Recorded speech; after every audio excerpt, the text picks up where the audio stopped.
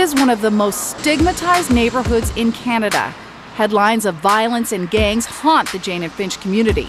Most notably, the shocking deaths of 15-year-old Jordan Manners and 11-year-old Ephraim Brown. So you can understand how hard it is to tear apart stereotypes when you're residents of such an infamous region. Because a lot of the people, they're just scared to come here, you know?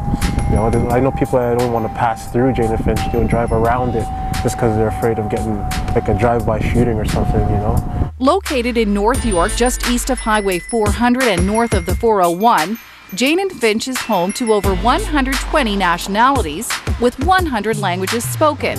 Bad rap or not, the area is often associated with poor housing, poverty, and crime.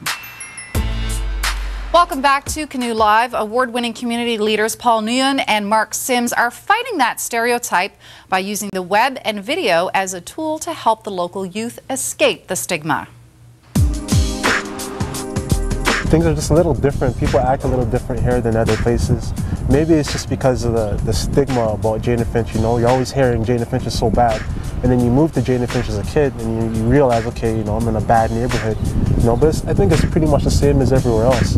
Even though it's so diverse, but there's a common thread and everyone has a similar story. They're coming from humble roots, either war-torn countries, or they experience that underdog story element.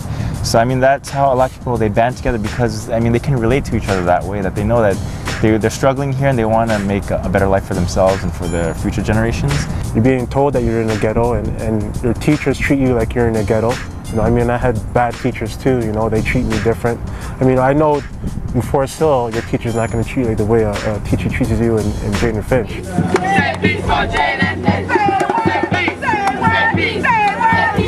Tired of the stigma of Jane and Finch, Paul and Mark took their passion for movie making and decided to show their community in a different, more positive light with their creation of JaneFinch.com, the first and only interactive website that's breaking down racial stereotypes in the Jane and Finch area. The strongest aspect of the website is it's an outlet, it's a voice.